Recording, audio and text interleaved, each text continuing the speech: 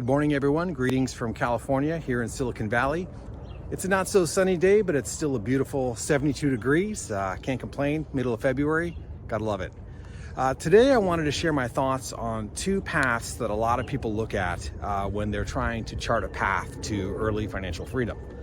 Path one is something like a covered call fund. One example I'll be using today is MSTY, M-S-T-Y, and real estate investments, whether that's rental properties or something similar to that, or Airbnb or stuff like that.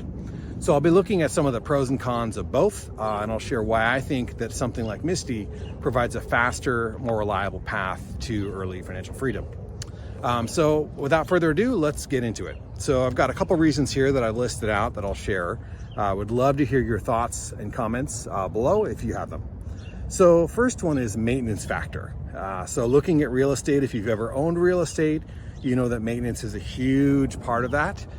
So what does that mean? People break things, they trash places, things break, they break down. You're always on the hook as a landowner for replacing those items and making sure that they're in good working condition. Those are all costs that you're going to have to think about as a property owner. When you look at something like MSTY, you don't have any of those costs. Those costs are effectively zero. There's no maintenance per se required with an asset like MSTY.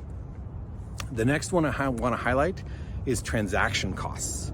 So this is a big one. If you've ever purchased real estate or sold real estate, it might be slightly different in different parts of the country, but you know that on average, you're looking at 4 to 6% of the sales price paid in the form of a realtor commission. And you pay that when you purchase the property, and you pay that when you sell the property. When you purchase it, it's baked into the sale price, so you're paying it. It's just more of a shadow payment. And when you sell it, you're paying it explicitly as a landlord selling their property. So transaction costs with MSTY, you're going to have minimal to no costs because you can just sell it, and you're going to have very little you have to do in terms of costs there. Next one, government control. So this is a big one, especially here in the Bay Area, but in other locations as well. There's a lot more government control if you are a landlord than there has been in the past. So what do I mean by that? I'm talking about things like rent control. That means if you own a property, you can't freely raise the rent to reflect your costs. That is a big watch out for real estate. The other one is tenant protections. So while some of these might be good intentioned, as a landlord, that might mean that you could have a tenant who doesn't pay for a year, and you're unable to evict them due to your local laws and regulations. So at that point, you have to consider, do you even really own the property if you can't control the price and you can't evict people if they're not able to pay rent? So personally, I don't want that hassle. So something like a MSTY, you don't have any of those considerations. You get to chart your own destiny. So that is fabulous there for MSTY. Next one I'll highlight is taxation. So this is a huge carrying cost if you are a landlord. You've got property taxes that are likely increasing every single year.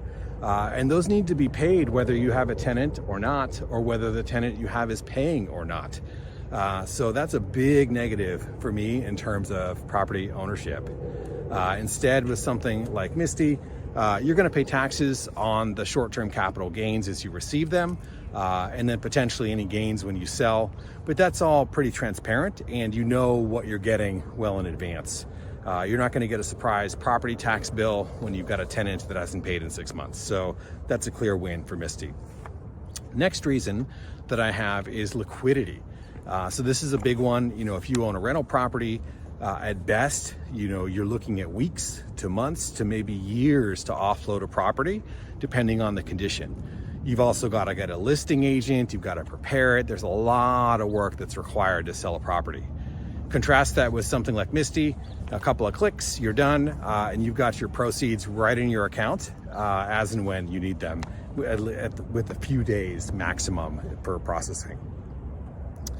So big win for liquidity there for MSTY. Next one is income consistency. So this is another huge one. As I mentioned earlier, tenants can not pay.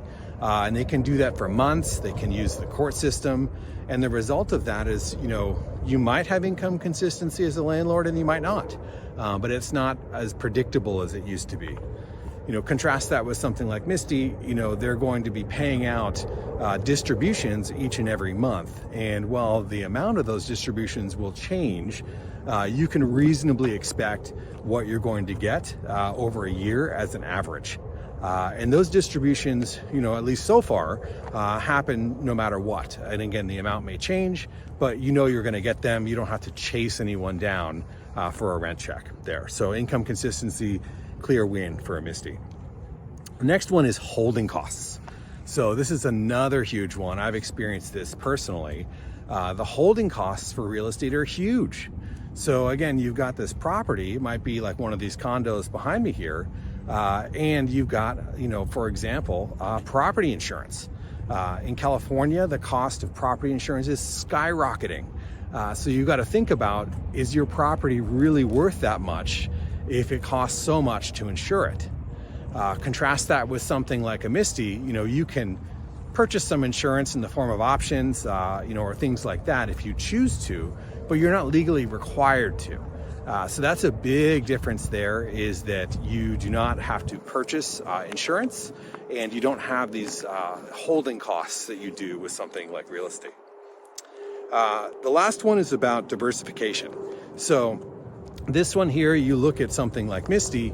MSTY is of course based on the options for MicroStrategy, which is a completely different company.